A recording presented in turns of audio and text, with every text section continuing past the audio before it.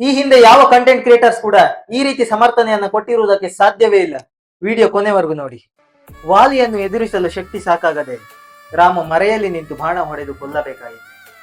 ರಾಮ ಬೆಂಗಡೆಯಲ್ಲಿ ನಿಂತು ಅಥವಾ ಮರೆಯಲ್ಲಿ ನಿಂತು ಬಾಣ ಹೊಡೆದಿದ್ದ ಕಾರಣ ಏನೆಂದರೆ, ವಿಷಯ ಅಪರಾಧವಾದ್ದರಿಂದ, ಯುದ್ಧ ಅಲ್ಲವಾದ್ದರಿಂದ ರಾಮ ಹಿಂಗಡೆಯಲ್ಲಿ ನಿಂತು ಬಾಣ ಹೊಡೆಯಬೇಕಾಯಿತು.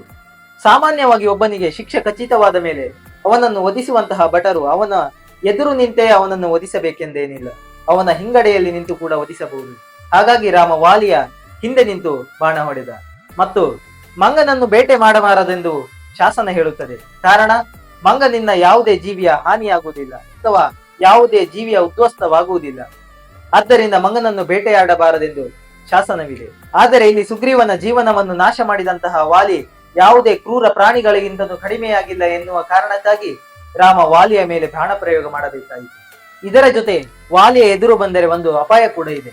ವಿಶಾಲವಾದ 77 ಕೋಟಿ ಕಪಿನಾಯಕರು ಹಾಗೂ 18 ಪದ್ಮ ಸೈನ್ಯವನ್ನು ಹೊಂದಿದ್ದ ಒಂದು ವಿಶಾಲವಾದ ಸೈನ್ಯ ಅವನದ್ದು. ರಾಮನು ಯುದ್ಧಕ್ಕೆ ಬರುತ್ತಿದ್ದಾನೆ ಎಂದು ತಿಳಿದ ತಕ್ಷಣ ವಾಲಿ ಅವರಿಗೆ ರಾಮನನ್ನು ಹೇಗಾದರೂ ಮಾಡಿ ಬಂಧಿಸಿ ಅವನನ್ನು ಕೊಲ್ಲಿ ಎಂದು ಆದೇಶ ನೀಡಿದರೆ, ವಾಲಿಯ ಶಕ್ತಿಗೆ ಹೆದರಿ ಅವರು ರಾಮನ ವಿರುದ್ಧ ಯುದ್ಧ ಮಾಡಬೇಕಾಗುತ್ತದೆ. ವಾಲಿ ಒಬ್ಬ ಮಾಡಿದ ತಪ್ಪಿಗೆ ಇಡೀ ವಾನರ ಸೈನ್ಯಕ್ಕೆ ಶಿಕ್ಷಿಸುವುದು ರಾಮನಿಗೆ ಇಷ್ಟವಿರಲಿಲ್ಲ. ಹಾಗಾಗಿ ರಾಮ ಮರೆಯಲ್ಲಿ ನಿಂತು ಬಾಣ ಹೊಡೆದ. ಇದರ ಜೊತೆಗೆ ವಾಲಿ ಸೂರ್ಯವಂಶೀಯರೊಡನೆ ತುಂಬಾ ಭಯ ಮತ್ತು ಗೌರವವನ್ನು ಇಟ್ಟುಕೊಂಡಿದ್ದ. ರಾಮ ವಾಲಿಯನ್ನು ದಂಡಿಸುವುದಕ್ಕೆ ಬರುತ್ತಿದ್ದಾನೆಂದು ತಿಳಿದಾಗ ವಾಲಿ ಹೋಗಿ ರಾಮನಿಗೆ ಶರಣಾದರೆ ರಾಮ ವಾಲಿಯನ್ನು ಕ್ಷಮಿಸಿ ಬಿಡಬೇಕಾಗುತ್ತದೆ. ಇಂತಹ ನೀಚ ಕೃತ್ಯ ಮಾಡಿದ ವಾಲಿ ಅವನಿಗೆ ಶರಣಾಗಬಾರದೆಂದು ತಿಳಿದು ರಾಮ ಮರೆಯಲ್ಲಿ ನಿಂತು ಬಾಣ ಹೊಡೆದ. ಇದರ ಜೊತೆಗೆ ಮತ್ತೊಂದು ಮುಖ್ಯವಾದ ಕಾರಣ ಏನೆಂದರೆ, ಅವನ ಕೊರಳಲ್ಲಿರುವ ಕಾಂಚನಮಾಲೆ. ಇದು ಎದುರಾಳಿಯ ಅರ್ಧ ಶಕ್ತಿಯನ್ನು ಹೀರುತ್ತದೆ. ಒಂದು ವೇಳೆ ರಾಮ ವಾಲಿ ಎದುರು ನಿಂತು ಯುದ್ಧ ಮಾಡಿದರೆ ರಾಮನ ಅರ್ಧ ಶಕ್ತಿ ವಾಲಿಯ ದೇಹಕ್ಕೆ ಸೇರುತ್ತದೆ.